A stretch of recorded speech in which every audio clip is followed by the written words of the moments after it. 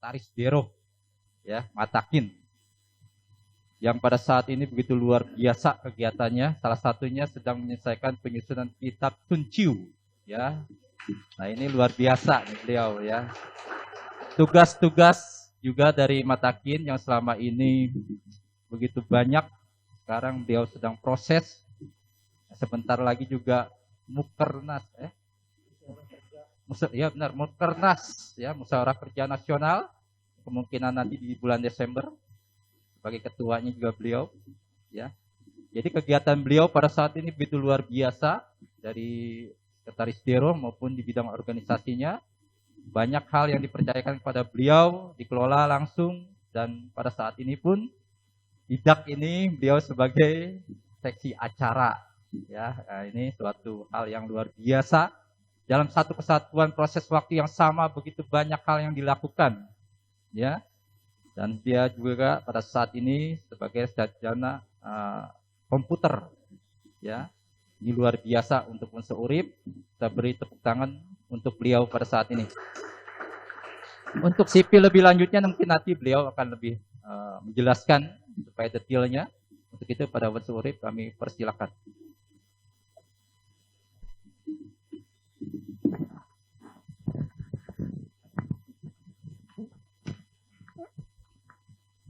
Wei Ta Tong Qian. Selamat malam para senior, Wense, Chiao Seng, dan Touchin sekalian. Dan juga terima kasih kepada Wense Feris, selaku moderator telah memberikan waktu kepada saya. Saya mohon izin nggak berdiri ya.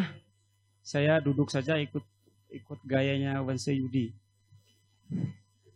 Udah mager, kekenyangan ya, dan dingin pula ya. Baik, saya rasa tadi perkenalannya cukup hiperbolik ya. Saya memang saat ini sebagai sekretaris bidang kerohanian Dewan Rohaniwan Pengurus Pusat Matakin. Jadi kalau sekretaris daerah itu seperti ada dua. Satu itu membawa bidang organisasi yaitu Pak Peter Lesmana. Satu lagi bidang kerohanian yaitu saya sendiri. Jadi memang kalau bicara tentang organisasi, saya lebih khatam Pak Peter ketimbang saya ya.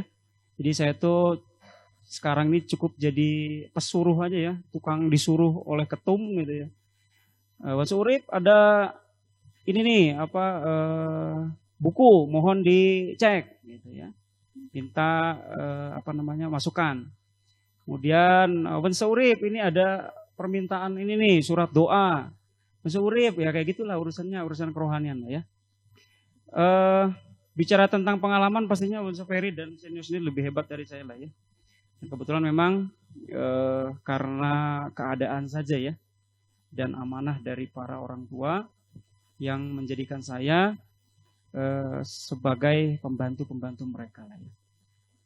Baik, tanpa perlu panjang lebar, materi pada malam hari ini terbagi dari tiga materi, yaitu Quan Li, Li Yuan, pengakuan iman, dan juga sumpah jabatan. Saya tidak akan membahas secara practically ya, jadi nanti silahkan saya akan kasih panduannya, surat doanya juga nanti akan diberikan sebagai referensi. Jadi sekarang saya ingin membahas dari sudut pandang atau perspektif teoritis saja. Dan itu pun saya nggak mau bicara terlalu dalam-dalam lah, ilmu saya juga keukur. Di sini ada Wensoroni lebih senior dari saya nggak berani lah. Baik. Kita bisa lihat di screen ya. Tulisin sekalian. Ini ada tentang Quan Li ya, atau tata upacara, tata cara, tata susila, Quan. Quan itu topi. Bisa dilanjut slide-nya. Ini sebelum kita berbicara atau membahas tentang apa itu Quan Li, ya, apa itu Quan Li, yang paling basic ya, ini fundament sekali, kita mesti tahu sebetulnya Li itu apa. tadi kalau saya ikuti dari awal acara ini dimulai dan saat tadi terakhir Wense Yudi, itu semua kita banyak berbicara tentang li. Tadi saja Anda semua terlibat dalam sebuah diskusi menarik tentang Changli. Ada li di dalam Chang. Chang itu burial, penguburan. Kan tadi dibahas sudah sama Wense Yudi dengan gamblang ya, ada Sui Chang, ada Huo Chang, ada Tu Chang, ada Mu Chang, dan lain sebagainya. Itu macam-macam. Nah, kalau kita bicara tentang li, saya nggak akan bicara li dalam konteks pengkajian kitab-kitab suci kita yang banyak, Sesu Ucing atau Jingsu. Kita bicara tentang yang mudah-mudah saja. Saya mengambil referensi dari sebuah buku karya zaman dinasti Han Timur. Ini seorang scholar, seorang cendekiawan, seorang ruis ya, bernama Shisen. Di dalam bukunya berjudul Suowen Jiezi.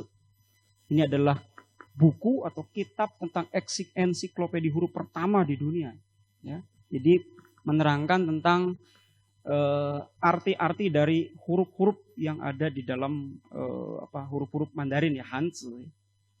Nah, sini kita bisa baca li, lue. Jadi li itu maksudnya adalah li. Li itu apa coba? Kalau zaman dulu itu li itu adalah sepatu. Langkah. Step. Ya. Shuo yi shi shen zhi fu ye. Maksudnya adalah ya, melayani, dengan melayani sen. Sen tahu ya, ada Qian, Senming, Sengren, ya, untuk membawakan berkah atau fu. Jadi kita tahu ya, konteks li di dalam sejarahnya itu, dalam hurufnya sendiri, akar katanya dari huruf li, sepatu, langkah. Jadi coba perhatikan baik-baik.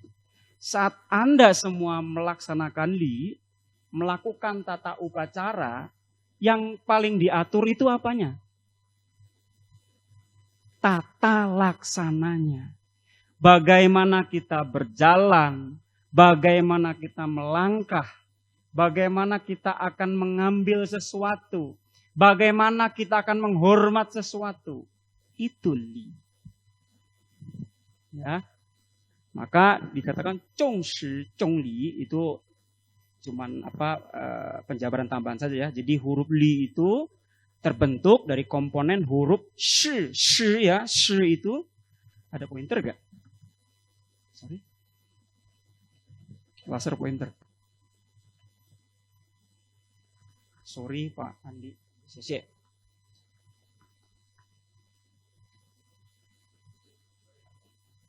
Oh ini ya. Nah, ini.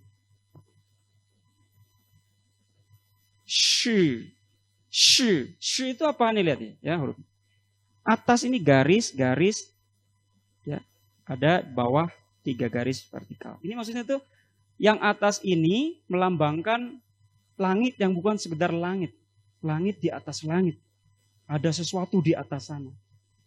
3 ini adalah 3 benda langit. Ada Ri, Ye, Sing. Jadi ada matahari, ada bulan, ada bintang-bintang. Jadi maksudnya adalah orang zaman dahulu itu dalam melakukan li, ya, tata upacara pada orang-orang zaman kuno dulu itu ya mengarah ke sana, ya, melihat ke sana, bersembahyang, ya, dengan segala tata cara yang dilakukan dengan penuh hormat, langkah yang dengan penuh hati-hati, penuh respectful ya, dan itu dikatakan untuk mendapatkan fu. Nah, ini komponen li-nya. Yang ini ya, huruf 11 ini kan 2 huruf nih ya. Ada 2 pusau, ada shi, zebang, sama li. Li ini sebagai pembentuk huruf fonetik saja, komponen suara. Ini sudah saya jelaskan ya. Oke, next slide. Nah, kemudian di zaman kemudian, li oleh seorang tokoh Neo Confucian bernama Cu Shi atau Chu Fuzi dari segala macam kajian li yang ada, sesungguhnya cuma di li itu menunjukkan 2 huruf saja. Apa itu? Bu ci. Bu ci. Bu itu kan tidak. Ci itu adalah only, hanya, sekedar. Berarti bu ci artinya adalah tidak sekedar. Tidak hanya. Jadi saat kita, nih pahami baik-baik, saudara-saudara sekalian, saat kita melaksanakan li apapun itu namanya, li itu banyak. Nanti li-nya apa aja akan saya jelaskan. Apapun yang berkaitan dengan li yang kita lakukan itu tidak sekedar. Jadi maksudnya apa?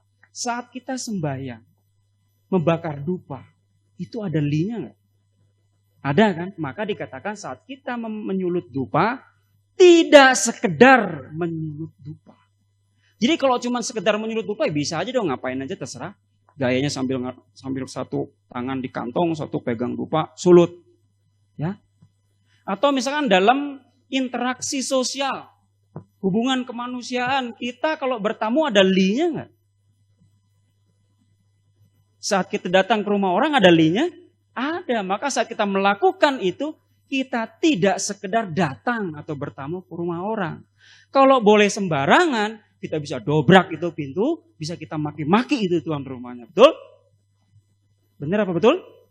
Nah, maka itu li ya. Jadi kita bicara tentang 2 huruf saja. Itu Cusi itu brilian sekali, pintar sekali. Lanjut. Nah, berbicara tentang li, tadi saya dapat titipan pesan dari Wense Yudi. Katanya beliau tadi sempat bahas tentang cing. Cingnya ini bukan cing kitab ya, tapi cing pokok. Tentang 5 li atau li. 1, 2, 3, 4, 5 li. 5 li. 5 tata upacara. 5 kesusilaan. Di dalam kitab suci, Cauli, nah emang ini kitab belum diterjemahkan dalam bahasa Indonesia, ini PR.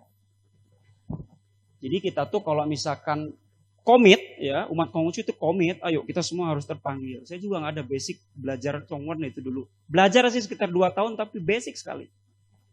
Tapi karena pengen tahu lebih dalam gitu ya, terus mengkaji sedikit-sedikit. Ya walaupun mungkin nggak perfect tapi dikit-dikit bisa lah baca kitab ya.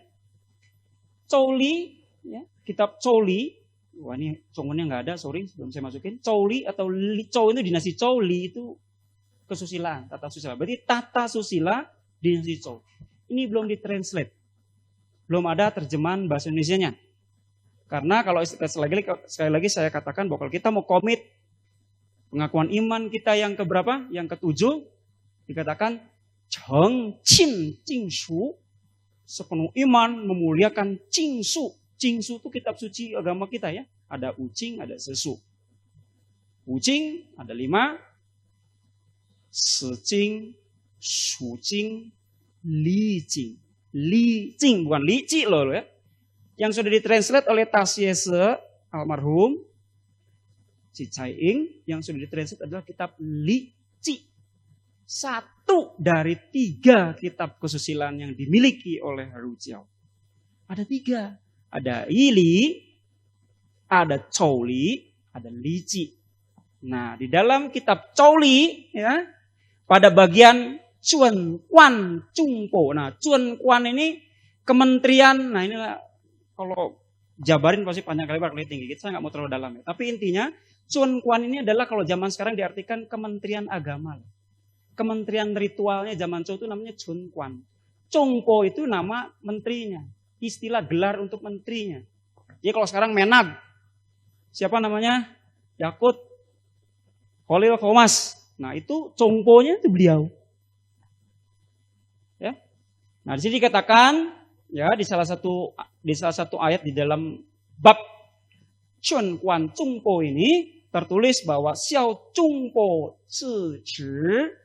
Jadi tugas pokok dari seorang Xiao Cungpo. Jadi Cungpo ini kan menterinya. Nih Xiao Cungpo itu berarti asistennya, wakil menterinya. Tugas pokok seorang wakil menteri agama zaman Jesi Chou dulu ya. Salah satunya adalah nih ya. Chang Wu Li Zhi Jin Liang. Yuji Yongtang. Jadi maksudnya bertugas untuk atau bertanggung jawab untuk mengkontrol atau melaksanakan tata ritual yang 5 tata ritual ini maksud saya. Jadi dia itu mengontrol jalannya uli ini. Jadi yang terkait dengan apa yang dilarang, apa yang diperbolehkan, ini kan dikatakan tuh. Oke, lanjut. Nah ini yang disebut uli. Ini penting Tojin. Apalagi Tojin semua adalah seorang aktivis ruh. Bahkan calon-calon rohaniwan, yang udah rohaniwan, sorry, nggak disebutkan karena udah pasti hebat-hebat. Calon juga bisa lebih hebat nanti ya. Li yang 5 itu ada 5 nih yang disebutkan di dalam kitab Chouli. Yaitu apa? Cili.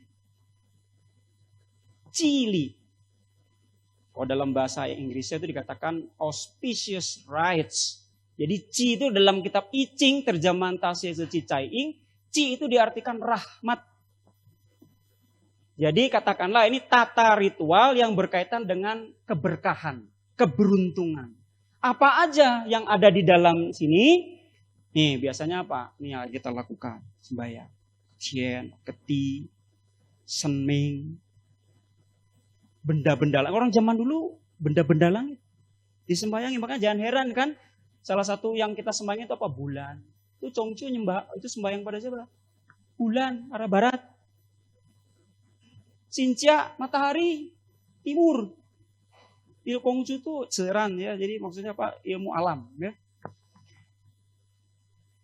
Cili ada lagi Xiongli. Nah, Xiongli nanti besok akan dibahas oleh Bang Suferi. Ya. Terkait dengan Xiong ini kan nahas. Li itu kan tata upacara, tata susila, tata sisila yang berkaitan dengan duka cita. Ya. Kemudian ada Pinli, ya, Pinli ini adalah ritata upacara atau tata susila hosting penerimaan tamu, audiensi. Jadi kalau zaman dulu itu raja ketemu pejabat lebih rendah ya, tafu atau apa namanya cuho ya pangeran kan, atau hubungan antar sesama cendikia atau katakanlah pejabat kelas rendah zaman dulu sebut se ya, itu juga ada aturannya, diatur di sini. Audiensi. Kemudian ada Cunli. Tata, susila, militer, kemiliteran. Yang tertinggal tuh di zaman sekarang apa? Anda siapa yang suka ikut Chutbyo, kirap. Itu kalau mas senming, kalau keluar tuh pakai panji-panji enggak? Pakai nama enggak? Itu tulis loh, Su Qing Wei Pi. Diem, jangan berisik gitu loh, intinya begitu. Itu biasa dipakai dulu oleh dalam upacara kemiliteran. Itu tertinggal tuh ya, masih ada ya. Kemudian Ciali, nah ini penting. Ciali, congratulatory rites. Jadi ritus atau tata susila tentang upacara pemberian selamat biasa. Ini katakanlah upacara yang dilakukan di dalam keluarga. Ciali. Salah satunya apa? Atau salah 3, salah 2 dan sekian-kiannya ya. Apa aja yang ada di dalam ini? Nih. Wanli. Nah, yang akan kita bahas. Ini adanya di sini. Di Ciali ini ya. Wanli. Hunli. Pernikahan. Adanya di sini. Cili. Hairpin. Buat yang cewek-cewek zaman dulu pakai tusuk konde. Umur 15 tahun. Persiapan mau merit ya zaman dulu, zaman feodal, jangan samain ya. Jangan ikutin konsep mau merit 15 tahun masa merit. Nah, intinya yang ingin saya sampaikan, uli ini, li yang 5 ini adalah tata ritual yang dipakai secara umum oleh orang Tionghoa, saya katakan. Apapun agamanya, terutama agama-agama yang berasal dari agama leluhur, atau Zhongqiao, yang kita sering sebut Zhongqiao, agama leluhur, ajaran leluhur. Ya. Konsepnya di sini. Semua ada apa yang dilakukan oleh orang Tionghoa. Di sini. Maka tidak berlebihan dong, tidak lebay dong kalau kita katakan bahwa apa-apa yang ada, sembahyang yang ada yang dilakukan oleh orang Tionghoa, saya katakan pada umumnya, itu berangkat dari ajaran namanya Rujiao. Catat baik-baik. Next slide. Ini kok miring?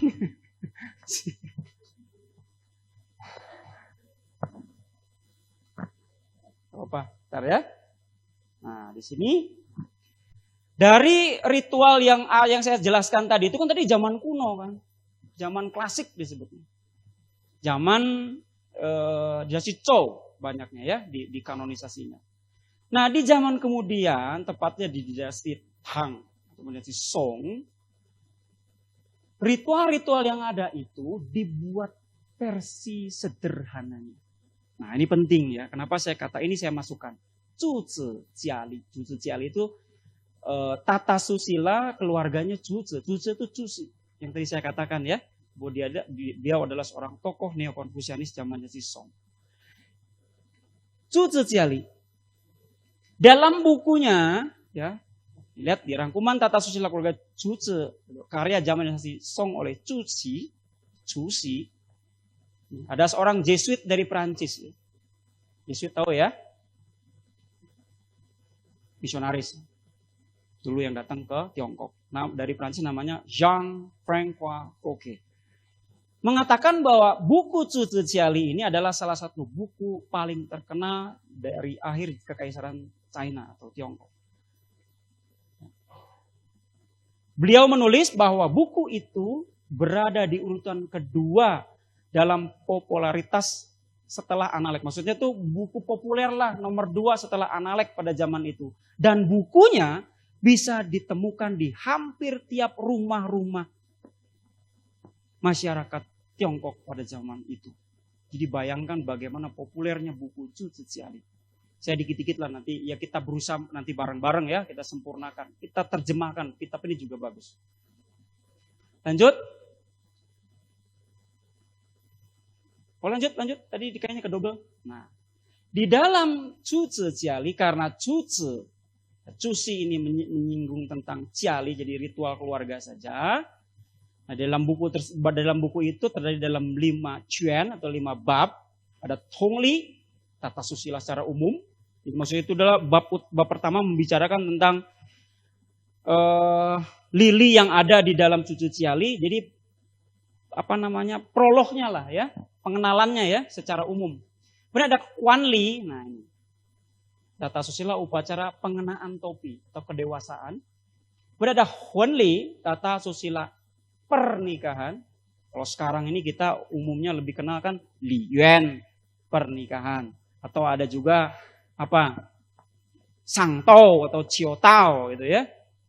Itu biasanya Komahi itu masyarakatnya. Betul ya? Ciben. Huanli, ada Sangli. Nah, Sangli ini berarti tata susila perkabungan. Nanti besok dibahas oleh Mas Ferry. Dan Cili, tata susila sembahyang. Terkait dengan sembahyang dibahas juga di Zhuzi Jiali. Tapi seperti apa detailnya? Next, kalau ada kesempatan kita bisa bahas dan bikin Zhuzi Jiali ini menjadi sebuah apakah itu webinar, pembelajaran ya, supaya bisa membahas lebih dalam. Next slide. Nah, kita sekarang sudah masuk, tadi linknya sudah dibahas. Karena sekarang ini saya akan menjelaskan atau memberikan penghantar lah ya, pemahaman ya. Kalau menjelaskan kayaknya kesannya sombong, kayak saya paling tahu ya. Saya ini perspektif saya saja ya. Ini Quan ini kan topi ya. Kita bicara tentang Quanli. Saudara-saudara sekalian, apakah tahu ketika zaman dulu itu pakaian orang Tionghoa namanya Hanfu, pakaian orang Han itu adalah sebuah pakaian yang komplit. Jadi kalau ngomong pakaian, Hanfu itu nggak cuma bicara tentang baju loh. Kalau orang zaman sekarang kan bilang pakaian berarti baju, celana, baju, rok misalnya gitu ya. Kalau Hanfu enggak.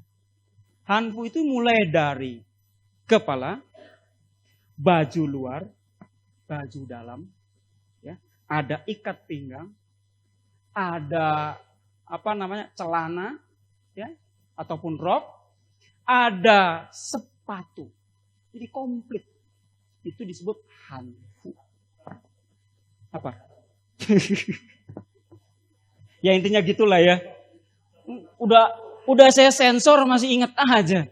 Efek dingin kayak ini. Kok jadi ingetnya CD aja gitu. Nah, Kwan ini kita bicara tentang topi. Nah, lihat secara etimologi akar katanya. Saya mengambil ini, banyak orang mengatakan kalau Kwan ini atasnya mi, menutup. Katanya. Sebetulnya kalau kita mengacu sebuah kitab tadi ya, Suawen Ciece itu bukan mi, tapi Ciong. Ciong dengan ada satu. Ciong artinya kalau zaman dulu ini adalah batas suburb, batas kota. Jadi katakanlah sama lah artinya menutup ya, mengelilingi kan. Keliling. Ya. Yuan apa? Kepala. Jadi yuan itu artinya juga kepala. Bahkan Xi Kai ini seorang filolog ya. Filologi, ahli filologi zaman di Nantang kalau nggak salah di Tang Selatan. Ini mengatakan bahwa lihat jadi maksudnya merujuk, menunjuk, mengacu dengan apa yang ada di kepala. Jadi kalau bicara Kwan, ini adalah sesuatu yang merujuk dengan apa yang ada di kepala. Kucung, ya, maka maksudnya huruf Kwan ini berasal dari komponen huruf yuan. Zaman dulu Kwan ini adalah sebagai yuan fu. Apa yuan fu? Yuan kan kepala, fu kan pakaian. Berarti apa? Tuh. Pakaian kepala. Terus ada bawahnya ini di pinggirnya ada huruf chun. Chun ini kalau zaman sekarang tuh artinya kan inci kan. Tapi maksudnya ini adalah ukuran. Nah, jadi kalau misalkan digabung ya. Coba next slide silakan. Nah, ini rujukan saya buku Suawen Ciece. Ini kamus ya. Jadi dikatakan lihat ya. Kita sambungkan lagi ya. Kwan itu adalah cuan. Cuan ini saya pastikan kalau di kamus modern nggak akan ketemu. Ya, di sini siapa yang punya kamus komplit bahasa Mandarin? Nggak akan ketemu nih huruf. Artinya nggak ada. Ya, tapi kalau misalnya kita mau mengacu ke sini misalnya cuan pa, maksudnya adalah ikat tali ikat kepala. Ya. Ini di sini ada huruf lagi pian mien, ada pian itu topi zaman dulu. Mien juga topi zaman dulu. Topi yang dipakai atau satu paket dengan pakaian dinas orang-orang zaman dulu. Pakaian formal orang zaman dulu. Ya. Ya tuh lihat saya katakan tadi hurufnya bukan mi tapi cung. Ini hurufnya. Yuan. Guan you. Fa zhi. Maksudnya topi itu ada hukumnya, ada aturannya. Maka pakailah radikal ini, cuan. Jadi topi zaman dulu itu ada aturan-aturannya, nggak sembarangan orang bikin topi. Maka dipakai huruf cuan, ada ukuran, takaran, standar. Ya, oke lanjut. Udah mulai pusing kayaknya.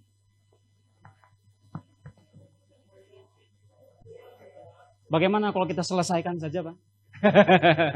Hore, katanya tidur semua ya. Nah, ini kita lihat di di dalam sebuah ayat suci di dalam kitab Lici nih ya. Dikatakan Nabi Kongzi bersabda, bila seseorang menjadi pemeran almarhum nih, di pemeran almarhum tahu ya, dikit melenceng dikit supaya tambah tahu lah ya. Ini kalau sekarang tuh kalau di Tangerang, Komahi ada istilah ngotai tahu ya, upacara ngotai. Apa tuh identiknya kalau ngotai? 5 generasi. Biasanya ada ritual apa? Cicit atau apa generasi kelima ya. Naik kata seperti nah ini disebutnya pemeran almarhum itu shi itu. Di zaman dulu disebutnya shi. Di pemeran almarhum itu.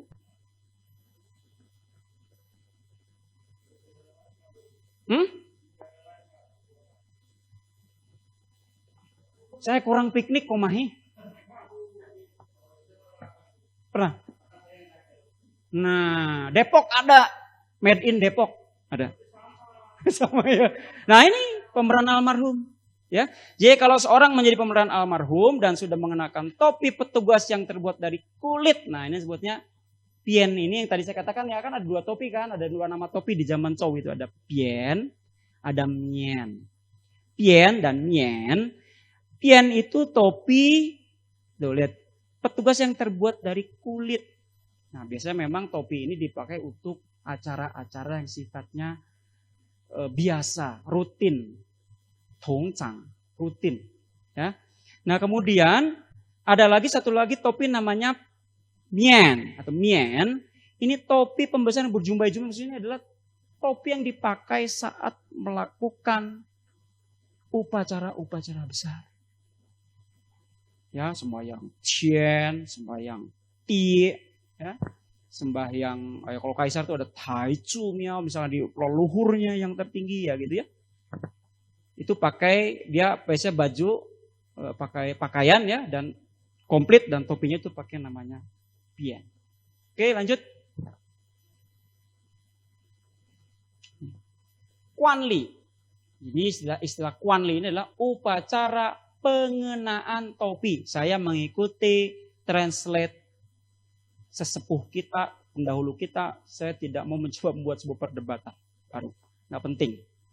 Masalah beda transliterasi atau literasi, masalah yang wajar-wajar, yang penting pemahaman yang kita sama.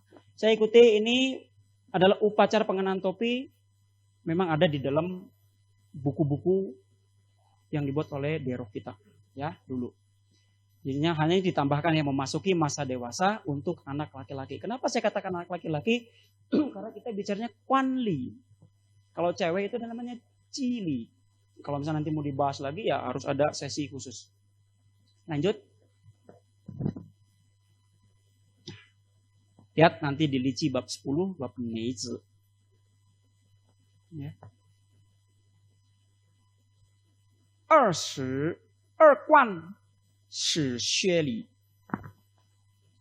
Pada umur 20 tahun, ia maksudnya itu anak laki-laki ya.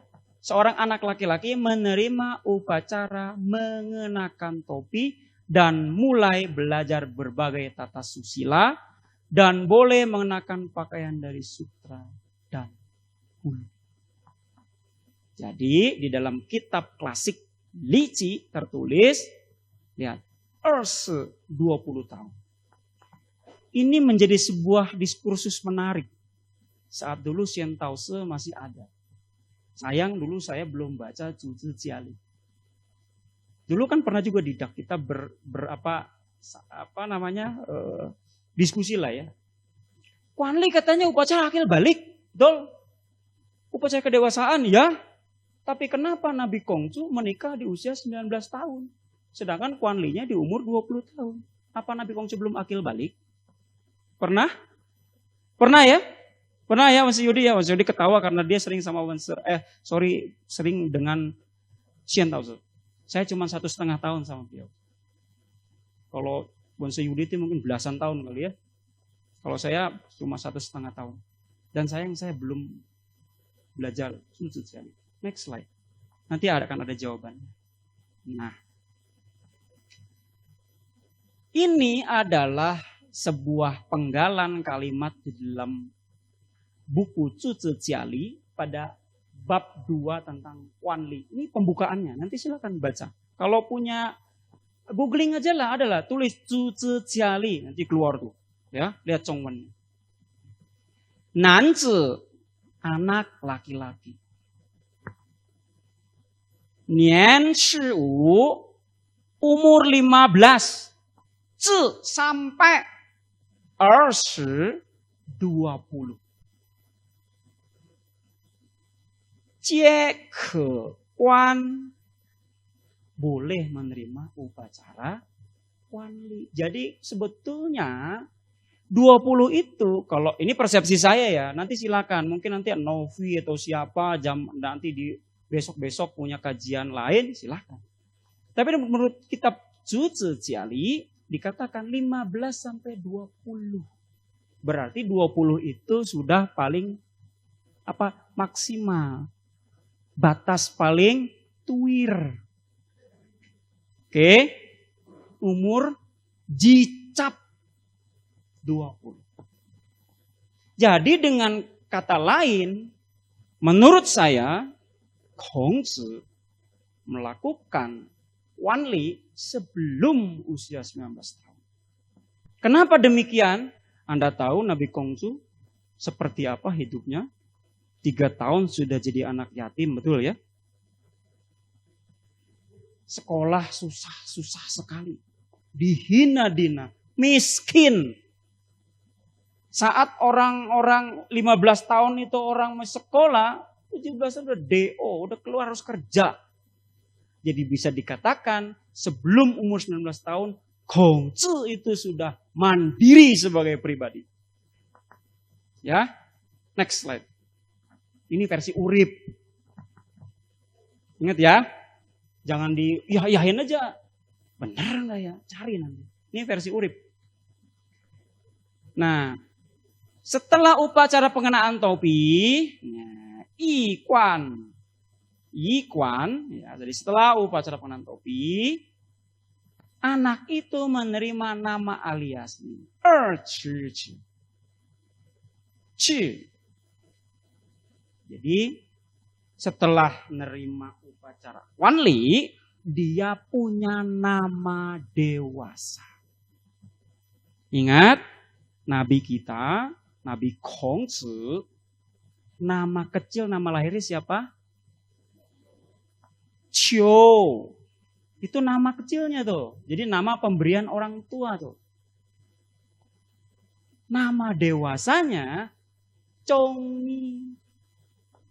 Jadi alias itu bukannya alias dapat dari kecil, bukan. Lahir setelah 3 bulan diberi nama, orang zaman dulu 3 bulan bukan sebulan. Ya, setelah 3 bulan baru dikasih nama, rambutnya dicukur kayak tanduk, itu kan itu cewek. Terus kalau cowok, kalau cewek disisain ininya setengah kayak piring gitu loh ya. Itu zaman dulu dikasih nama. Nama lahir itu namanya Ming. Nama lahir. Setelah dewasa dapat nama formal, courtesy name, nama formal, nama dewasa. Nama yang diperoleh setelah dia melakukan Wanli. Nabi Kongzi lahir namanya Qiu, setelah dewasa namanya berubah menjadi Chongni. Ya, catat. Ingat baik-baik. Lanjut. Ada Ming, ada Ce. Tadi saya sudah sampaikan ya, ada Ming, ada Ce. Tapi zaman sekarang kan kalau nanya nama kan tuh yang belajar mandarin pasti tahu. Ni Jiao Shema Ming Ce. Nama kamu siapa? Udah bukan Ming lagi, tapi 2 Ming Ce. Zaman sekarang Ming Ce itu jadi nama. Kalau zaman dulu Ming Ce itu terpisah. Ada Ming, ada Ce. Sama seperti Se, Sing. Kalau sekarang itu Se itu sebutnya Sing Shi. Kalau dulu itu ada Sing, ada Shi. Ada Sing, ada marga, Se, ada Shi, klan. Sama seperti Nabi kita. Itu Kong itu bukan marga. Bukan Se-nya bukan, tapi Shi-nya, klannya Kong. Marganya itu apa? Cu. Cu. Ya, mungkin banyak yang baru pada tahu. Nah, ini kita lihat. Perihal nama. Ini penting loh namanya. Ini saya agak mau melebar dikit ya. Karena apa? Orang Tionghoa itu paling concern terhadap penamaan. Bahkan terkait nama ini ada ayatnya loh. Hakikat membenarkan nama-nama. Piye Cheng Ming Hu. Karena apa? Kalau Ming itu tidak lurus, segala urusan tidak lancar. Ya. Kita lihat huruf Ming, ini Ming nama ya.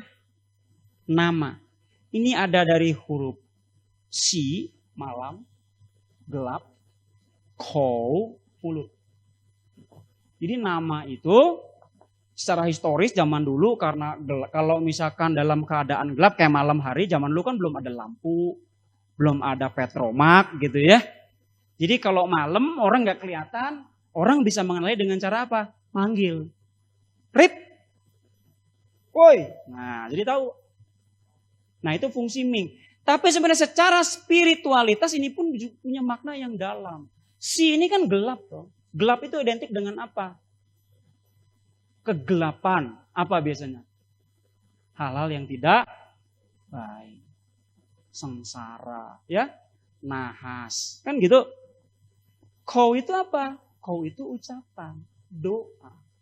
Jadi Ming itu adalah sebuah doa, ucapan dari orang tua untuk anaknya agar dia terhindar dari yang namanya kesusahan. Maka dalam hal cari nama buat anak, rempong gak? Ribet gak? Mau baru hamil muda saja udah mikirin nama, betul ya? Coba Pak Andi, namanya anaknya bagus. Feral, pasti ada artinya. Gak mungkin kasih nama Feral, gak ada artinya, mungkin. Urip, paling banter jadi supir angkot. Nama saya dulu bukan Urip loh, serius loh. Ya cuman karena sempat dalam ya sekitar 15 menit gak bernafas, kemudian tertolong, hidup lagi, jadi namanya Urip. Hidup. Tadinya karena sakit waktu bayi sekitar umur 5 bulan masuk rumah sakit, divonis mati, meninggal, tapi 10 menit kemudian ada nafasnya lagi, jadi namanya Urip. Jangan dong rahasia. Kan nama cewek, Bu. Oh enggak dong. Enggak dong.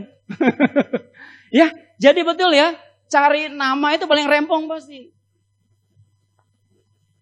Chiao Seng Yap dulu, Yap Chiao Seng nih dulu waktu kasih nama anak juga pasti pilih yang terbaik kan. Nggak mungkin anaknya dikasih nama Bedog gitu. Golok gitu, mana. Atau mungkin emang, tapi ada saja sih. Ya zaman dulu ya. Terkait dengan pengki itu ada ya, terkait dengan apa pengalaman-pengalaman hidup dan lain sebagainya. Tapi intinya ada sebuah harapan dari orang tua kepada anak untuk dia terhindar dari hal-hal yang jelek. Jadi nama itu adalah doa. Dalam terminologi kita, nama itu penting. Jadi kalau misalkan apa arti sebuah nama, kalau kita penting itu nama. Nama itu terkait jati diri, prinsip diri. Ingat, ya. Oke, next slide. Oke, lanjut. Nah, ini udah masuk. Ini ya, sudah masuk apa namanya? Tata cara. Jadi nanti kalau ngomong tata cara ini saya tidak akan bahas terlalu detail. Ya, ini karena terkait dengan tata cara saya selalu tadi di awal pagi CSE kita, ketum kita mengatakan bahwa terkait apapun itu ya harus bisa harmoni, menyesuaikan keadaan. Karena sesungguhnya kalau kita bicara tentang core, inti ajaran Konghucu kita cuma bicara tentang he itu harmoni itu. Banyak ayatnya kan he pu tong, tong pu he dan lain sebagainya. Syarat-syarat ya silahkan dicek nanti ya. Ini kayak gini nggak harus dijelasin lah ya, tinggal lihat ya. Calon lelaki usia 15 sampai 20. Kemudian juga udah mengenal dan meyakini dasar-dasar ajaran agama. Calon, nah ini penting melaksanakan cai jie.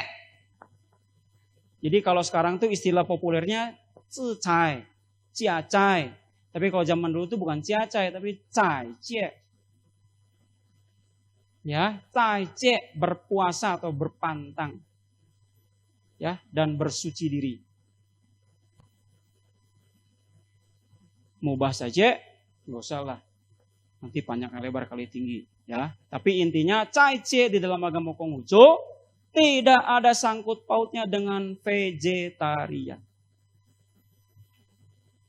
Ya, agama kita termasuk tadi ada yang tanya reinkarnasi, tapi nanti jangan dibahas ya. Ini cuma sekedar quote saja. Kalau kita mau komit bahwa kita ini sebagai orang-orang yang meneruskan tradisi ajaran leluhur kita, ya, yang berakar dari para nabi-nabi purba kita, ya ajarannya memang nggak kenal itu, kenalnya cuma kue pulang, udah pulang ya udah, fen qi kue iqian, betul ya, xing po kue itu udah selesai. Ya. Jadi qi-nya pulang ke qian, Singpo pulang kepada bumi, tinggal kata Wan Sindi kan linghunnya. Gitu. Dia cukup. Kalau misalnya reinkarnasi, apalagi ada yang mengaitkan dengan kitab I Ching dan lain sebagainya. I Ching itu ada sebelum ada teori reinkarnasi. Ya, masuk ke Cina. Dan itu diperkenalkan oleh Buddhism. Zaman si Han. Ya. Nah, kita bicara tentang Cai Cie. Makanya lakukan Cai Cie itu cuman terkait dengan Cai ini kan berpantang, bersuci diri. Kalau misalnya Cai, makan, Cai, sayur, bukan. Ce-nya itu makan, betul. Cai-nya Cai pantang. Pantang makan, nggak makan ya. Makan yang berpantang. Pantang apa? Pantang yang disukai. Catat baik-baik. Jadi kalau misalkan Anda tiap hari, maaf ya, suka ngopi. Ngopi itu kan nggak berjiwa itu. Tapi pagi ngopi, siang ngopi, sore ngopi, malam 2 kali ngopi. Kayaknya tanpa ngopi nggak enak. Pantang Anda. Saya nggak boleh makan daging. Nih, saya kasih logika secara logik saja. Daging enak betul? Kalau dibanding sayur, enakan mana? Enakan daging. Tapi ada yang bilang enakan sayur. Tapi katakanlah oke secara umum enakan daging lah ya. Nah sekarang saya kasih pilihan. Saya kasih pilihan begini. Daging, saya rebus, nggak pakai bumbu. Saya kasih Anda. Satu lagi sayur, saya tumis, ya. Saya kasih ingredient yang komplit, ya. Enak, gurih, nyoy. Saya kasih sama Anda pilih mana? Katanya enakan daging. Nih maaf ya, saya mau komplain loh kalau Anda bilang Ciacai itu makan daging itu Ciacai. Nggak terima saya. Kenapa? Wan Seferi ini nggak doyan daging. Tapi apa ya sepanjang hidup Wan Seferi Ciacai nggak adil ini. Bener ya Wan saya? Makanya jangan terjebak dengan daging, sayur. Kesukaan kita beda-beda kok. Ya jadi nggak jadi tolak ukur itu daging, pantang daging Anda Ciacai. Ya. Justru yang ada di dalam lici itu nanti silakan dicek di bagian Mengxia atau Chongxia di bagian Yueling. Ya, Yueling bagian Mengxia atau Chongxia. Itu dikatakan. Dalam hal Cai Cie, salah satu yang paling penting itu apa? Dalam hal masakan, dia tidak memberikan melengkapinya dengan zat yang merangsang. Bukan merangsang kayak gitu ya. Sorry ya Bu Tina, Ciaseng Tina. Enggak, soalnya bawa suami ke sini. Nah. Nah, ya ingat ya. Zat yang merangsang maksudnya apa? Yaitu yang membangkitkan selera makan kita. Masak kacang panjang tok, ya. Dikasih bawang tapi ada garam, ada penyedap rasa, ada ditambahin bawang dan lain sebagainya. Enak lah tuh kacang hijau. Kacang hijau, kacang panjang. Aduh. Kacau dunia persilatan. Tapi intinya begitu, betul ya? Jadi zat yang merangsang itu ditahan. Kopi. Ya sama kan enak, wangi gitu kan ya. Kalau yang suka kopi. Jadi intinya adalah sesungguhnya saat kita Cai Cie itu kita tuh sedang mawas diri. Membatasi diri agar kita tidak larut di dalam naluri kita. Karena kalau kita larut di dalam naluri kita, itu akan menjauhkan dengan sifat-sifat asali kita yang dinamakan Shing itu. Oke ya, lanjut. Jadi Cai Cie dulu minimal 1 hari. Tapi kalau di lici itu sebetulnya Cai Cie itu ada ketat, ada pantang. Ketat itu, bukan pantang, ketat dan longgar. Kalau longgar masih Anda boleh kemana-mana. Kalau ketat udah nggak boleh kemana-mana, dalam rumah aja. Zaman sekarang nggak mungkin lah ya, kita masih ikuti itu ya, masih harus kerja dan lain sebagainya. Maka dikatakan san cai chi, yang cai yang longgar dilakukan 7 hari. Ci cai san, pantang ketat dilakukan 3 hari. Jadi totalnya 10 hari. Mantap gitu. Next. Nah ini sajian-sajian ini saya nggak mau terlalu ribet ya. Ini kadang-kadang kalau pakai yang ini kan saya harus tetap sampaikan karena ada di panduan. Tapi ingat, spirit kita adalah sembahyang sesuai musim, sesuai kemampuan. Spirit Konghucu begitu. Kenapa saya katakan demikian? Zaman feodal saja, zaman Nabi Konghucu kan feodalisme, masih menganut feodalisme. Ya, zaman feodal. Jadi ada kasta-kasta tuh. Walaupun memang kita tidak mirip kasta seperti di dalam Hinduism, tidak, dalam Hindu tidak. Karena di luar dari kasta para bangsawan, katakanlah para pejabat itu masih bisa dari kalangan rakyat biasa. Contohnya siapa? Nabi Konghucu. Siapa lagi? Murid-muridnya. Itu kan bukan dari kalangan bangsawan. Ya. Kecuali Meng Yizi itu memang dari kalangan bangsawan, murid Konghucu. Lihat, ini tidak perlu kalau ada ya boleh komplit lah. Kalau nggak ada, ya jangan dipaksa. Yang penting spiritnya adalah ya tadi puce, tidak sekedar. Ketika Anda memang merasa bahwa ini penting, ini penting ada dan kita mampu, pakai. Karena ini punya filosofi yang bagus. Kue kan kura-kura, kan gitu. Kue kura-kura adalah binatang yang panjang umur. Artinya panjang umur. Fat kue, fa itu berkembang. Kongsi, fa cai, fa-nya berkembang kan. Jadi harapannya bisa lebih makmur, sukses kan gitu. Jadi makanya umat Konghucu, nih itu sajian udah komplit ya. Di altar kita itu doa semua. Jadi kita berdoanya nggak perlu panjang, kali lebar, kali tinggi lah, pakai ngeluh. Oh itu semua udah ada harapan. Apa itu pingko tuh, apel itu ping berarti pingan selamat. Li kuo untung, li ci jadi cisiang, jeruk jadi cisiang, jadi berkah, kan gitu. Itu semua doa itu. Ya. Tadi saya lanjut dikit bahwa zaman Nabi Konghucu, zaman feodal saja itu sudah diatur. Tadi disinggung lagi sedikit sama Pan Yudi. Sudah dijelaskan pula, saya nggak mau komentarin. Tapi intinya, kaisar itu pakai thailau. Pakai samseng paling gede, utuh, babi, kambing, sama new kan, sapi gitu kan. Ada lagi saulau, minus sapi, babi sama kambing doang itu untuk kelas pangeran. Tafu boleh salah satu, tafu itu pembesar. Jadi pembesar maksudnya pejabat tinggi. Ada lagi kelas apa lagi? Kelas shi itu boleh pakai yang pilihan. Syuran malah nggak diatur, ya terserah sesuai kemampuan. Jadi intinya zaman dulu saja sembahyang sesuai kemampuan, kan kaisar memang punya uang. Dia pakai samseng segede gaban gitu. Segede gaban bahasa Ranca Bungur, bahasa Bogor ya. Segede terserah, segede-gede kamu lah, punya lah. Segede Chow Seng Tino kata Unse Peri. Aduh, intinya begitu. Kalau mampu jangan pelit. Silakan pakai. Jadi katanya kan kemarin ada yang protes ke saya, Unse kalau bisa jangan pakai samseng lah. Boros. Ya kok kita sembahyang jadi pelit gitu ya? Jangan gitulah. Kalau mampu, silakan. Lakukan yang terbaik, the best. Karena apa? Sembahyangnya umat Konghucu pakai sajian. Kenapa pakai sajian? Karena emang zaman dulunya begitu. Bukan masa dimakan atau tidak. Spiritnya cuma gini loh. Apa? Kita itu mengapresiasi sesuatu itu pakai makanan simboliknya, bukan kembang. Kan sama aja toh.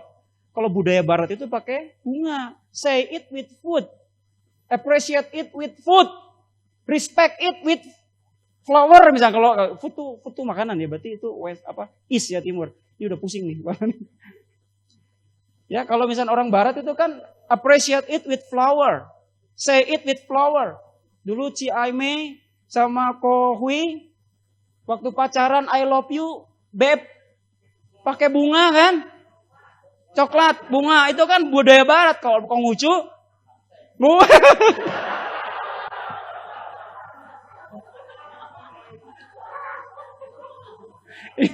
ini materi saya sengaja kemana-mana supaya nggak ngantuk lah. Saya lihat muka-mukanya galau semua ini. Aduh, calon rohaniwan nggak boleh galau.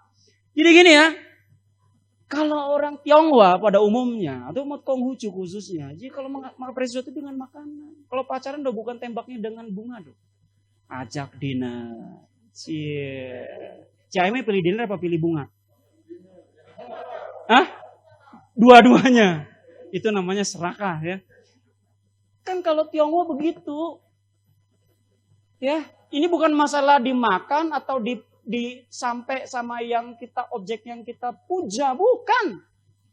Spiritnya adalah ciru cai, cisen ru sensai.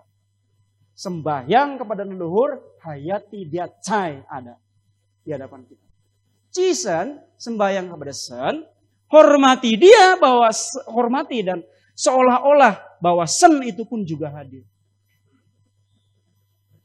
Jadi kuncinya itu kan bagaikan, seolah-olah. Itu maksudnya seolah-olah itu maksudnya apa? Mau ada kayak itu, misalkan kita di sini pakai meja cian. Mau ada kayak itu ciannya.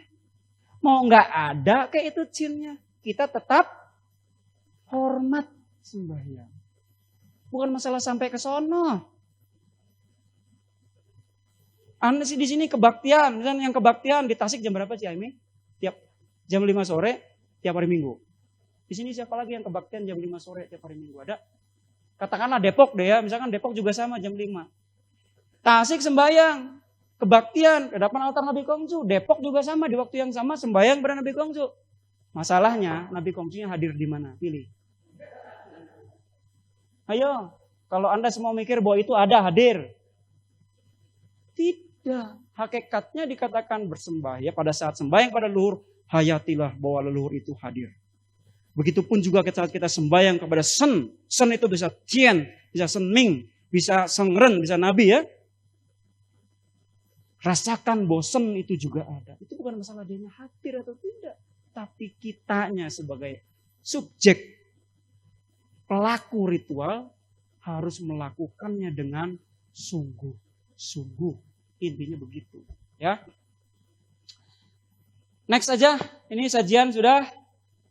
Perlengkapan ini ada kongcu. Maksudnya cu itu lilin ya. Lilin merah. Ada cu tainya. Cu tai itu cek tai. Siang lu, hio lu, xuan lu, ada suan lu. Untuk membakar wangi-wangian. Ada wen lu, ada bun lu. Piawan atau piaubun surat doa, ada kongsiang atau konghyo, dupa warna merah dan besar, suawe atau tokwi, ya. Toto kita juga bilang kadang tokwi ya, tapi kalau di Bogor tuh atau Tangerang kan tokwi ya, ya. Jadi kain tabir meja sembahyang itu ya, yang tertulis wansing congsing ini tokwi namanya. Nah, ini perlengkapannya, kemudian dilanjut. Nanti silakan dibaca saja ya. Oke, nah sekarang lanjut saja, terus. Ini nanti saya kasih ya, terus lanjut. Oh, sia. Ini habis ya. Pero cepet amat. Kamu pakai kecepatan berapa? Terus ada lagi bawahnya. Nah, oke.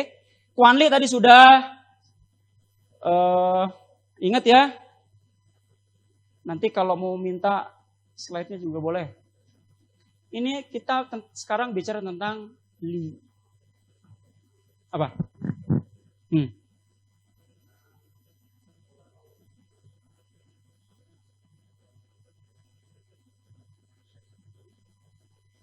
Samseng. Oke. Ini kok jadi ngomong bahasa Samseng? Apa-apa. Samseng. Sanseng. San itu 3. Seng itu hewan kurban. Hewan kurban. Jadi 3 hewan kurban. Zaman dulu, zaman kuno. Sebenarnya sanseng di zaman dulu pun sudah ada, Mas. Sudah ada, Mas Roni ya. Jadi sanseng kalau zaman dulu lebih merujuk kepada apa coba? Makanan para raja. Hidangan. Itu apa sebutnya? Dish ya. Jadi makanan para kaum bangsawan yang punya duit lah. Itu apa namanya ditempatkan di sebuah apa namanya mangkok atau piring yang mewah. Itu ada apa namanya 3 hewan yang dimasak dengan enaknya. Jadi buat bangsa itu sanseng. Tapi kalau mengacu kepada hewan kurban itu ada namanya tailau. Saya nggak mau pakai istilah taklau ya, karena kalau taklau zaman sekarang jadi penjara. Tailau. Kita tuh Dulu tuh jarang pakai istilah ta gitu. Adanya itu tai dan sao. Jarang pakai ta dan xiao. Karena ta itu kan besar, xiao kecil, kaku ya. Enggak, tapi kalau misalnya tai itu kan banyak, sao itu sedikit, jadi lebih fleksibel. Yang nggak bisa diukur, nggak kaku kan. Banyak seberapa banyak. Dikit seberapa dikit. Kalau kecil, gede, ukurannya ada. Dulu ada tai lao. Tai lao itu adalah 3 jenis hewan kurban yang paling mewah. Di zaman dulu itu kalau disebut hewan kurban, jadi gini dulu ya, disebut tai lao, itu hewan kurban hidup itu. Ya, catat ya Ayung, hewan kurban hidup. Ya, tai lao. Itu diberikan atau dipakai oleh seorang tianzi atau tiwang, seorang raja. 3 hewan korban itu memang zaman dulu menjadi 3 hewan domestikasi. Tahu domestikasi artinya ya? Ternak. Jadi 3 hewan besar yang diternakan, yang paling awal diternakan tuh di zaman dulu itu, di zaman kuno, kutai, itu 3 hewan itu.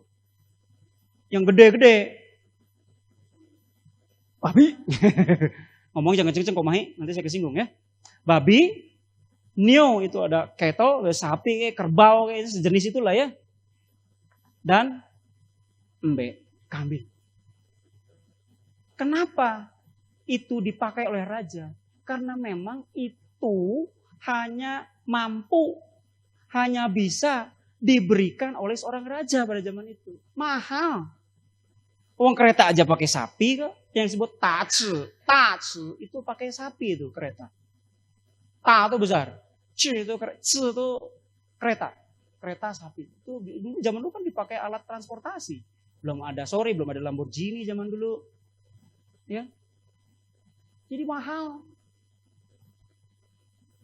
Sapi, babi mahal. Jadi inti spiritualitasnya apa? Ya sesuai kemampuan. Kalau mampu, jangan berpelit-pelit gitu. Salah satu gitu simboliknya situ. Kalau Cuho di bawah Tianzi, di bawah Tiwang, ada Qinpo atau Wangpo, penguasa sebuah negara-negara. Ingat zaman itu belum ada istilah empire, belum. Empire itu ada zaman itu Qin itu. Baru udah mulai dikenal kekaisaran. Sebelumnya belum ada. Ya. Jadi kumpulan negara-negara bersatu, ya, membuat kesepakatan, ya, dipilihlah seorang raja utama sebagai Tiwang, yaitu zaman Zhou dulu ya. Jadi paling tinggi raja, kedua itu raja muda. Katakanlah kalau zaman sekarang setingkat gubernur lah, yang punya Jawa Barat, yang punya Jawa Tengah, Jawa Timur, ya. Nah itu yang punya yang levelan itu cuman boleh pakai 2, nggak 3. Cuman babi dan kambing. Ya sesuai kemampuan. Disesuaikan. Tafu, seorang pejabat tinggi di sebuah negara, hanya boleh 1. Silakan pilih. Bisa babi, bisa kambing. Gitu. Ini sesuai kemampuan. Kalau sanseng zaman dulu juga bisa berarti makanan mewah di kerajaan. Makanan para bangsawan. Tapi di zaman-zaman kemudian, makanya saya katakan kan, ini kan kita kalau berbicara tentang tata ritual para tucin, kita tidak bisa cuma sekedar mengacu kepada 3 dinasti awal di Tiongkok sana. Atau periode zaman klasik, zaman kuno, Kutai. Apa? Xia Shangzhou. Nggak bisa cuma sekedar itu. Sebagai fundamen, sebagai fondasi, sebagai dasar boleh jadi sebuah referensi, tapi secara implementasinya tentu sudah banyak yang berkembang sesuai dengan apa? Sesuai dengan dinamika zaman. Ya, apa Anda yakin zaman dulu, ya zaman Nabi Kongcu kita sembahyang pakai pisang di kiri gitu? Apa Anda yakin ketika zaman Nabi Kongcu dulu kita sembahyang pakai hiu 3 batang? Ya, jadi makanya saya katakan ini kan berkembang. Maka di zaman kemudian versi Taoisme saja yang dikatakan sanseng itu bisa macam-macam. Ya, bisa pakai rusa. Bisa itu, Taoisme pakai. Jadi macam-macam. Mau versi apa banyak. Nah, sekarang yang tersisa yang sering kita pakai adalah yaitu sekerat samcan 3 lapis gitu ya. Ya, kulit kulit lemak dan daging babi. Kemudian ada apa? Ayam, ada ikan bandeng. Lambang dari 3 angkatan. Darat, laut, udara. Padahal nggak kayak gitu. Spiritnya ya memang kita penghormatan saja. Yang saya katakan tadi ya. Kita ini kan nama lain dari ritual itu kan disebut juga sacrifice, pengorbanan. Jadi kalau kita bicara pengorbanan, ada sesuatu yang kita korbankan, yang kita berikan.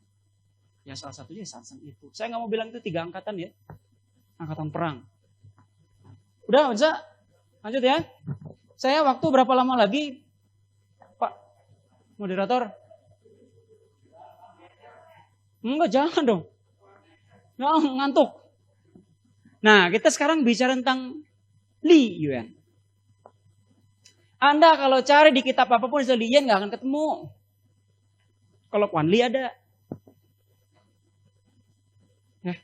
Li Yuan itu nggak akan ketemu enggak di kitab apapun. Literatur kita ya. Tetapi jangan salah. Maka dikatakan kan gini ya. Xiu ji jiao bu yi ji su. Dalam membina kehidupan beragama itu kan tidak merubah adat kebiasaan. Jadi intinya adalah di mana agama itu ada, umat beragama itu hidup, dia pasti akan menyesuaikan dengan kultur, adat kebiasaan di tempat ia berada. Setuju gak? Indonesia salah satunya. Berapa banyak lokal genus atau kearifan lokal yang diadop oleh tata ritual kita? Ada kok pasti. Salah satunya apa?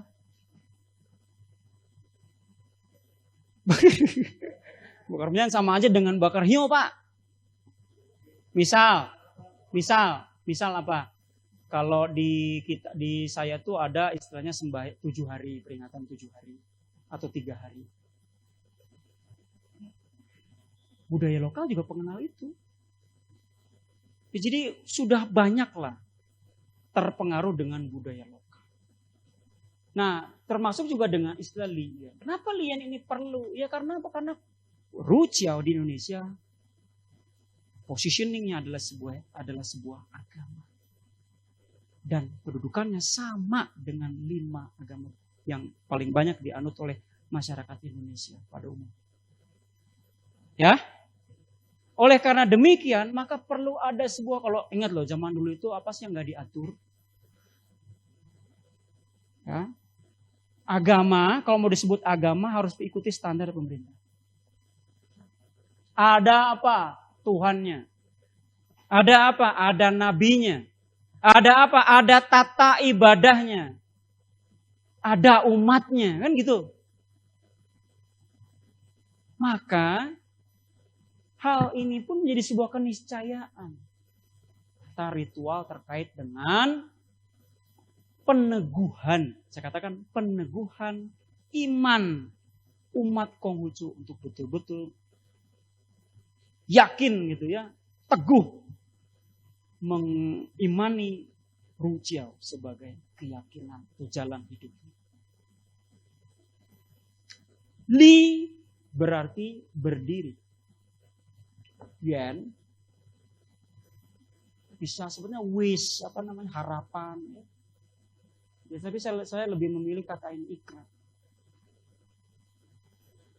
Sumpah, ikrar. Jadi meneguhkan ikrar kita di hadapan apa? Sebagai apa? Sebagai umat Konghucu yang secara sesadar-sadarnya akan mengikuti, akan mengimani segala ajaran, semua ajaran yang ada di dalam kitab suci dan tuntunan-tuntunan hidup yang ditentukan oleh para pendahulu atau para rohaniwan senior dulu. Maka sini ada istilah peneguhan. Ingat loh, berarti ya ini sifatnya ini aktif loh, bukan pasif. Jadi kalau kita bicara lian itu bukan dari sana ke sini gitu loh. Substansinya. Paham ya? Dari objek ke subjek. Tapi dari subjek ke objek. Ikrar Anda. Paham ya? Kalau misalkan gini lah. Nikah gitu. Saya mau keluar dikit lah ya. Tapi nanti kan besok akan dibahas lah itu oleh Wazza Budi Suniarto. Orang kan taunya kalau nikah itu ya diberkati oleh, ya pokoknya kalau kita pakai konsep tetangga ya, oleh Tuhannya. Maka datang ke rumahnya kan gitu. Nah kalau kita nggak begitu, kita tuh datang meneguhkan diri. Bersumpah, berjanji. Ini konsepnya berbeda ya. Agak sedikit berbeda ya. Agak sedikit berbeda. Yang satu seolah pasif, ya. Yang satu aktif. Dari kita, bukan dari sana, kita. Subjek ke objek. Bukan dari objek ke subjek. Begitupun juga tata sembahyang kita. Kalau misalnya kita mau kupas semua prinsipnya begitu. Lanjut, Farel. Ya, lanjut. Waduh, kecil amat ya. Nah, ini tentang pengakuan iman. Maka dikatakan lian pengakuan iman kan ya. Jadi apa yang diteguhkan? Kalimat-kalimat peneguhan iman. Saya tidak mau berspekulasi. Saya tidak mau berdebat. Tapi historis Anda harus tahu. Ini merupakan cara saya untuk memberikan pengaruh belajar yang objektif. Prinsip kita bukan membebek. Gitu. Kalau kita baca di tata ibadah dulu, lian jangsin cici ini ya, itu dilakukan saat sudah akil balik. Berarti udah gede, udah dewasa, baru bisa dilian umat. Tapi kan sekarang nggak bisa begitu. Demand dari umat, permintaan, request dari umat itu tingginya luar biasa. Anak saya masih kecil pengen dilian umat. Ya kalau udah minta gimana? Walaupun kadang saya juga agak sedikit ini Anda perlu bertanya juga sih. Syahadat, quote and quote ya. Syahadat kita dengan syahadat tetangga itu beda loh. Syahadat tetangga itu kan bukan simpel ya, mudah dicerna lah. Bukan berarti gampang dilakukan, tapi mudah mencernanya. Tiada Tuhan selain la ilah gitu ya. Dan nanti saya jadi Islam ya kalau saya full percaya sama Allah yang satu dan Nabi Muhammad sebagai Nabi. Kan terkait dengan pengakuan itu saja. Tapi kalau jengsin cici, Anda baca. Jangan ngomongin anak kecil dah, Anda yang ada di sini dah. Pasti kita beda-beda juga. Bukan berarti saya anggap Anda bahwa tidak bisa, bukan. Atau itu bukan. Tapi pastinya juga belum tentu kita menemukan sebuah kebenaran hakiki dari prinsip kalimat pengakuan iman. Lihat dari Zhong Yong Zhi Tao. Ini terkait dengan Qian Tao. Da Xue Zhi Tao. Itu terkait dengan Yuan Tao. Wei De Dong Qian Xian You Ite. Sanca ini salam keimanan. Ini kan semua terkait dengan keimanan kita. Yang dari 3 prinsip ini, 3 kalimat. Bukan 3 kalimat ya. 3 bagian kalimat suci ini dibabarkan menjadi Pa Cheng Chen Kui. Ini pembabaran dari ini. Maka apakah mudah saat anak kecil Tian Ming Zhi Wei Xing, Shuai Xing Zhi Wei Dao, Xiu Dao Zhi Wei Jiao. Waduh. Firman Tuhan itulah dinamai watak sejati. Hidup mengikuti watak sejati yang merupakan firman Cian itu adalah dinamai menempuh jalan suci. Bimbingan untuk menempuh jalan suci. Ada dinamai agama, Pak iya, anak belum itu bisa paham. Tapi terserah, ya. Semua terserah Anda. Ya, make it free aja lah.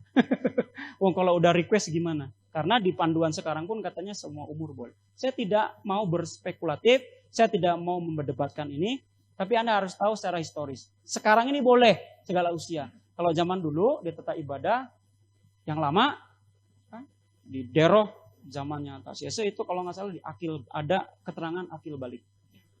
Jadi setelah akil balik itu bukan masalah puber. Lihat KBBI, akil balik itu tahu mana baik, mana benar. Sudah bisa bertanggung jawab atas dirinya sendiri, itu akil balik. Bukan akil balik doang taunya. Ini si Urip balik. Balik aja taunya. Aduh ya. Nah, ini saya mau sedikit terangkan. Nggak apa-apa? Masih bisa lanjut nggak? Kalau nggak kuat, lihat kamera. Ada bendera putih, Mas. Kasih, Mas. Aduh. Lanjut ya. Ini kita baca 정신自治. Lanjut, next. Enggak. Nah.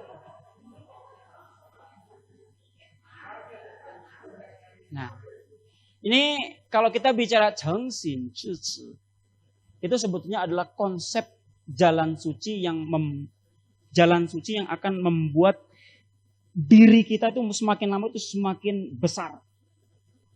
Maka ada konsep taren, orang besar kebajikan, yang mampu siusen secara terus-menerus dan konsisten, ya, membina diri. Nah, maka dikatakan ini Lun Yi 14:35 dikatakan, 自也不眼前不有人下血而伤他. Nabi bersabda, aku tidak menggerutu kepada Cian, tidak pula menyesali sesama manusia. Aku hanya belajar di tempat rendah ini, terus maju menuju tinggi. Menempuh tahun. Ya, kalau doa itu doa kita tuh ya. Nah kemudian di Lun Yi 14:23 dikatakan, 自也, Nabi bersabda, 君子上大, 小人下大. 君子itu menuju ke atas. 小人 menuju ke bawah. Maka kalimat kunci dari dua ayat ini adalah frasa sangta. Sangta itu apa sih? Menuju atas. Di next. Apa sih sangta? Menuju ke atas. Maksudnya apa? Jadi manusia yang semakin lama pandangannya semakin luas. Jadi diibaratkan kalau misalkan ya, saya berdiri di lantai, dengan saya berdiri di atas genteng bangunan ini, kira-kira apa yang saya pandang ini bisa sama apa enggak? Kenapa? Semakin kita tinggi, semakin ke atas, maka pandangan kita semakin luas, semakin bijak. Ya. Bahkan kan kalau lagunya Kopeter itu, waduh, saat Nabi di puncak tongsa, nampak kecilan negeri lu. Saat Nabi di puncak Taisan, nampak kecilah dunia. Ini dunia itu zaman dulu tuh maksudnya Kiensia itu negara lu. Sangta menuju ke atas. Saya kasih penjabaran yang supaya nggak puyang-puyang. Next slide. Jadi ntar supaya langsung dapat esensinya. Slide selanjutnya. Saya katakan ibarat tangga kan. Tangga 1, 2, 3 makin tinggi. Ini kehidupan kita kan kalau mau sukses kayak begini dong. Step by step. Tapi harus menujunya ke atas. Jangan step by step turun. Tangga turun gitu loh. Jangan ya. Next slide. Belum. Terus. Duh berantakan nih kayaknya slide. Beda komputer, beda settingan. Oke, gak apa-apa. Gimana? Enggak, di saya mah rapi, ayo lihat yuk. Nih ya, Congyong Zitao, jalan suci di dalam Congyong yang tadi dikatakan Tian Ming Zi Wei Xing, Suai Xing Zi Wei Dao, Xiu Dao Zi Wei Jia. Tian Ming, firman Tuhan. Tuhannya ada. Perintah Tuhan. Firman Tuhan, titah surgawi, titah Tuhan. Kalau bicara tentang titah, bicara tentang perintah, bicara tentang firman, kira-kira subjeknya ada nggak? Ada lah. Nggak mungkin dong misalnya kata urip. Uripnya ada nggak? Ada. Kata wenseveri. Wenseverinya ada nggak? Firman Chow Seng Tine. Jaseng Tindanya ada nggak? Wangsitnya Henry Ayung. Henry Ayungnya ada nggak? Ada sama. Jianming firman Tuhan. Tuhannya ada nggak? Ya ada. Tuhan berfirman menjadi Jianming. Jianming. Firman Tuhan disebut Xing, watak sejati. Xing, ya, hidup mengikuti Xing adalah dinamai menempuh jalan suci. Bimbingan untuk menempuh jalan suci itulah dinamai. Dan agama itu untuk siapa? Untuk manusia. Renlei. Kehidupan manusia. Maka sini kita lihat tinggal ikutinnya tangganya kan tadi sangta tuh. Ya lihat aja mulai dari manusia. Step pertama kenal agama. Oke. Emang dikit lagi maksudnya. Manusia, step pertamanya harus kenal agama. Karena dalam agama dia bisa menempuh taunya. Dalam menempuh tau, dengan sendirinya dia akan mengenal watak sejatinya. Hidup di dalam watak sejatinya. Kemudian kalau sudah kenal watak sejati, dia akan mengenal firman Tuhan. Ada dalam kitab Mangsa. Ya. Kenal Jianming firman Tuhan. Dan kalau sudah kenal firman Tuhan, berarti dia sudah Peijian. Nah loh, Wan Seuri kok bilang Peijian? Ini orangnya masih hidup. Karena memang konsep Peijian itu nggak cuma sekedar afterlife. Tapi jangan takabur. Belum apa udah bilang, gue udah bisa Peijian. Waduh, kalau Nabi Kongsu betul. Umur gocap udah Peijian itu. Jianming. Bukan kata saya, kata kitab. Jadi Nabi Kongsu itu sudah manunggal dengan Tuhan ketika dia hidup. Contohnya apa? Apa yang dilakukannya itu harmonis dengan hukum Tuhan. Tiada yang menyesali. Tiada yang menggerutu. Maksudnya begitu, penuh tulus ikhlas, jujur, tulus, beriman. Itu Nabi kita. Maka umur gocap, umur 50, sudah Jianming, sudah kenal firman Tuhan, sudah memahami Jianming. Jadi bayangkan, dulu saya agak menggugat dikit, ini agak sedikit melenceng dikit ya. Jadi ketika ada diskusi di satu grup WA, salah seorang senior mengatakan bahwa nanti tolonglah, Sesengtan itu, atau misalkan hari wafatnya, kalau nggak salah hari wafat Nabi lah. Jangan dibilang hari wafat lah. Hari mencapai kesempurnaannya Nabi Kongsu. Ngikutin tetangga. Saya bilang, baca kitab Lun'i. Saya bilang, lihat kitab Lun'i. Umur 50 Nabi sudah apa? Jianming. Sudah mengenal Jianming. Berarti apa yang dititahkan Tuhan terhadap dirinya. Dia sudah tahu. Nggak keluar dari itu udah top itu. 60 udah lebih top lagi. 70 telinganya sudah menjadi alat.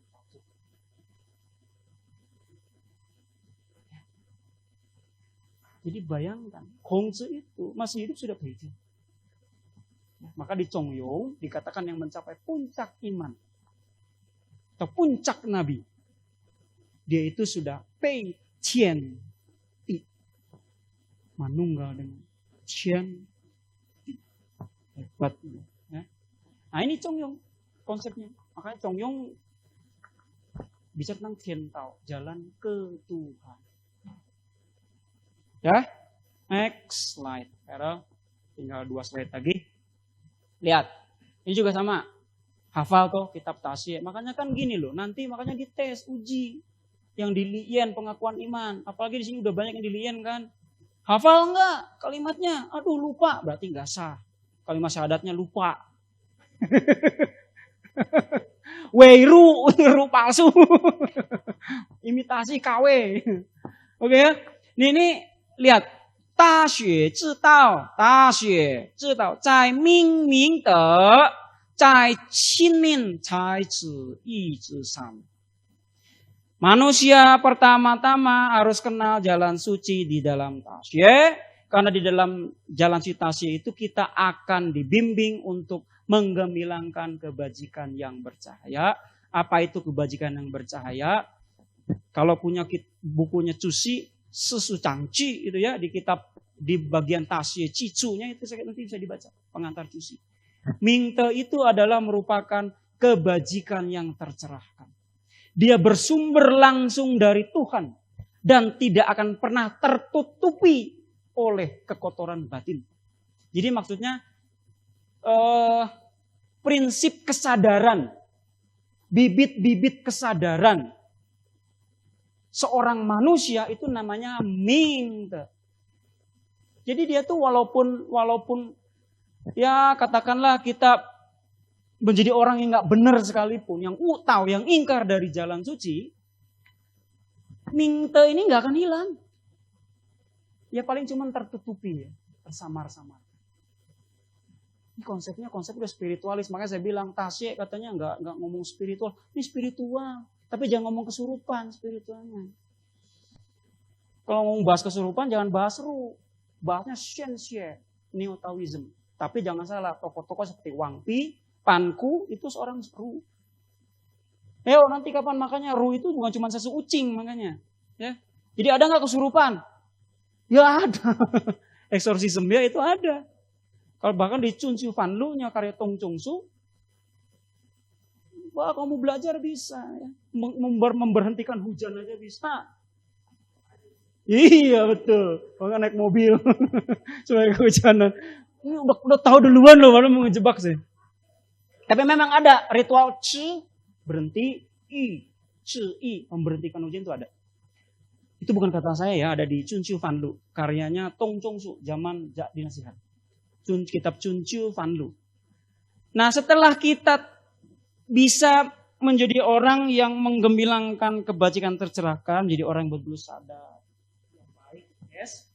Maka setelah itu kita punya suatu kewajiban untuk Chin Min.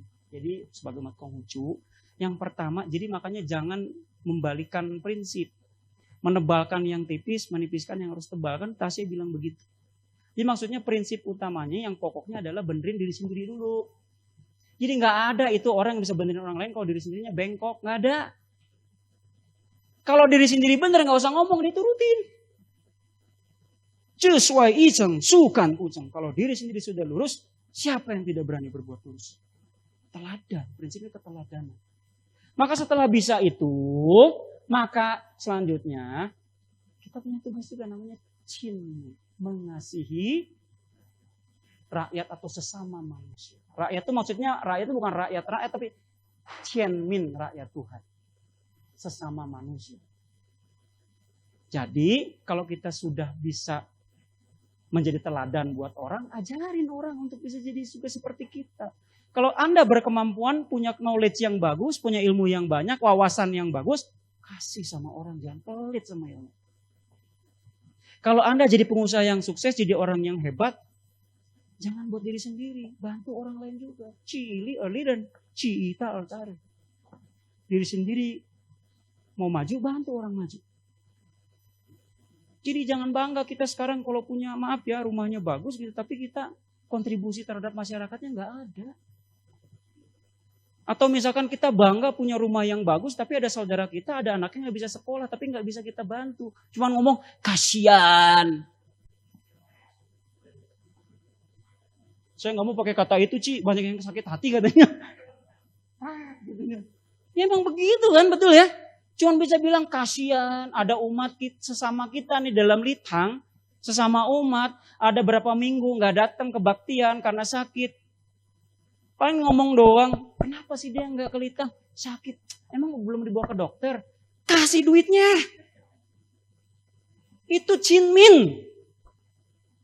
Maka Cusi menambahkan huruf bukan Chin, tapi dikasih Sin. Sin itu kan baru. Membarui sesama manusia. Jadi buatlah dia juga jadi orang yang baru seperti kita.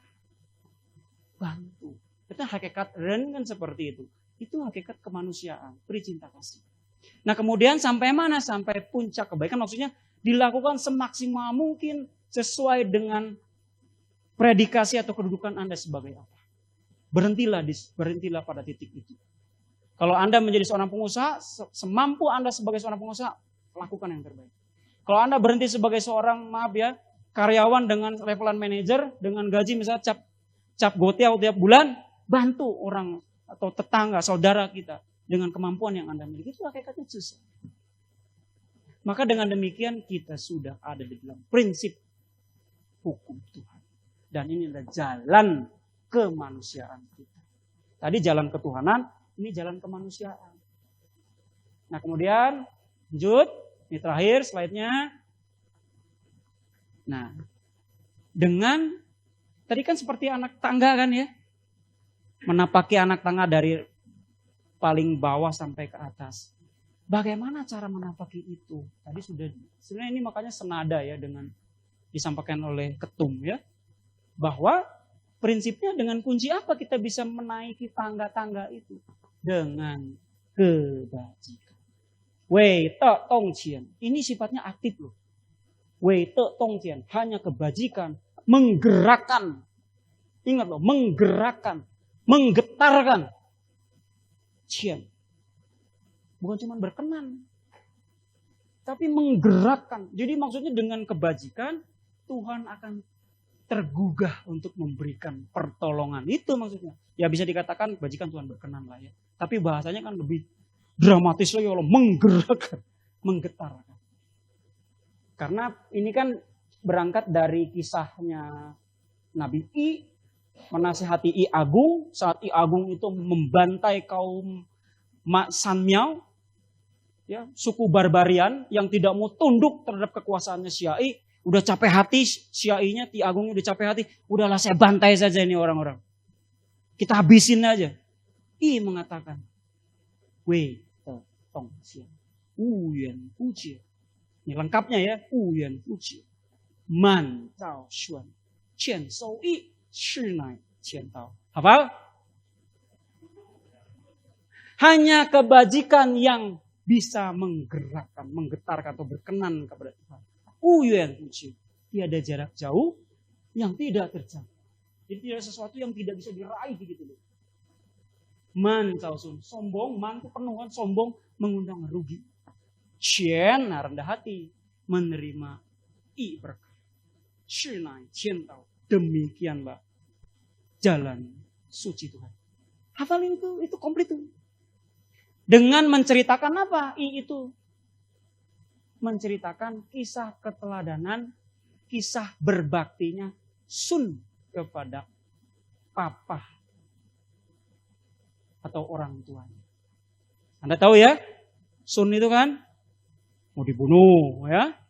Tapi karena uhaunya itu, Tuhan memberikan pertolongan dengan apa? Kan dikatakan kan dalam buku 24 anak berbakti, kalau yang dulunya sekolah dulu pasti Anda tahu, Sun waktu mau meluku sawah, menggarap sawah, dibantu dengan apa? Gajah. Ini kan sebetulnya ya walaupun cerita tapi konteksnya ke situ. Ketika Sun mau menanam bibit-bibit tanamannya, dibantu dengan burung-burung menebarkan benih-benih. Itu cerita ke situ maksudnya larinya tuh.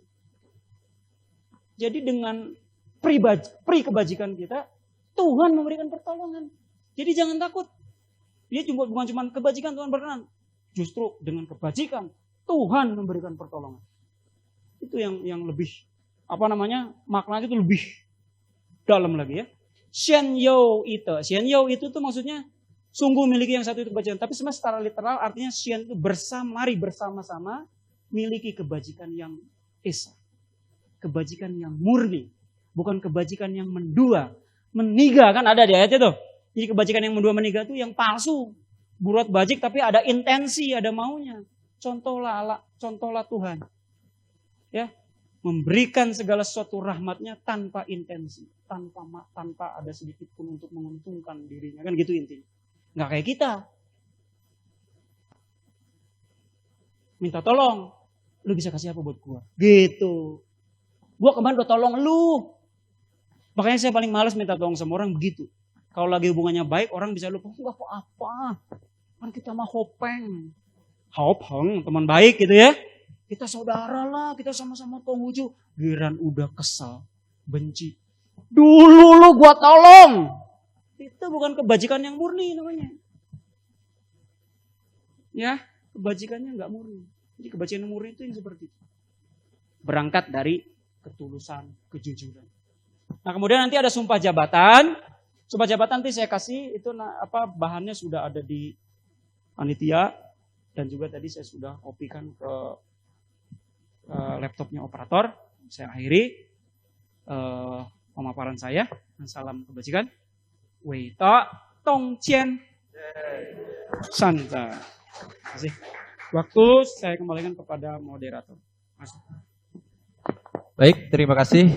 Kita sampaikan untuk Unse Urip yang telah menyampaikan pemaparannya yang begitu bersemangat, luar biasa. Kadang kudu bulu berinding ya. Ibu ya, lagi sentak-sentak begitu ya. Lapar gitu. Yang di belakang udah ngantuk-ngantuk disentak bangun. Baik, Itu teknis. kesimpulan ya, ada beberapa catatan saya, kesimpulan yang sederhana, yang sulit-sulit saya nggak catat, bingung saya. Ya, bahwa di dalam upacara kita ada upacara memohon rahmat Tuhan, upacara kedukaan, upacara penerimaan tamu, upacara kemiliteran, dan upacara pemberian selamat. Ya, yang kemudian nama itu menjadi penting ya dalam perspektif agama kita. Jadi jangan sekedar memberi nama, jangan asal namanya Gobang, Senen. Kemudian sajian disesuaikan dengan kemampuan ya, tetapi kalau memang mampu jangan pelit ya. Kalau kita mampu ya silakan berikan ya. Peneguhan iman menjadi suatu keteguhan yang menjadikan kita menjadi semakin kuat ya. Jadi dengan kita melakukan peneguhan iman beda ya dengan konsep agama lain. Ketika kita melakukan peneguhan iman benar-benar kita berprasatya, berjanji di situ untuk melakukan apa yang kita ucapkan, seperti itu ya. Jadi ketika melakukan peneguhan iman benar-benar beda dengan agama lain yang hanya sifatnya pernyataan. Kalau kita benar-benar sifatnya berprasatya ketika melakukan peneguhan iman ya.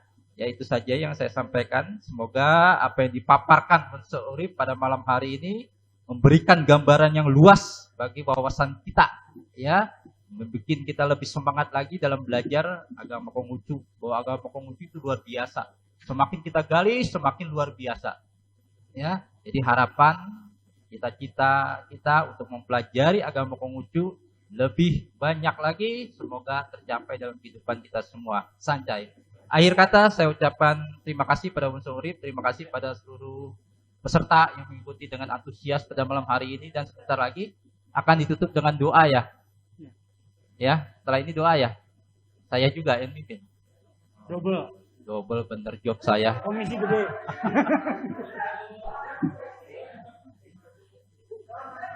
Oh, doa masing-masing. Iya, bener ya. Baik, terima kasih. Wei te tung tien. Santai.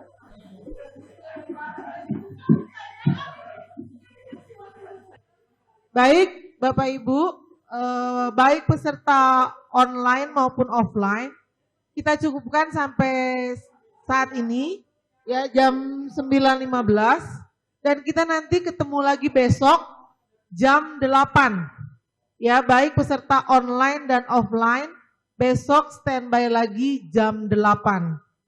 Ya. Kalau untuk peserta online sarapan di rumah masing-masing. Kalau untuk peserta offline di dapur di sini ya. Dan untuk malam ini Bapak Ibu dipersilakan untuk berdoa masing-masing. Yang mau pakai hio atau dupa sudah disiapkan. Tapi kalau misalkan memang tidak berdoa biasa silakan. Ya, masih ada bubur kacang hijau karena tadi Unse Urip ngomongnya hijau-hijau. Jadi sudah ada bubur kacang hijau. Jadi dia pikirannya udah ke kantin, ke dapur ya. Jadi Bapak Ibu bisa mencicipi atau menghangatkan perutnya dengan bubur kacang hijau kalau nggak salah di dapur.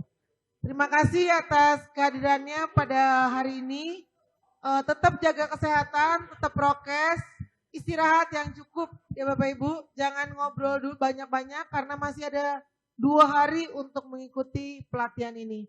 Saya tutup dengan Wei te tung tien. Sanjay, selamat istirahat. Jangan lupa berdoa. Ya, kalau misalnya ada yang memerlukan obat,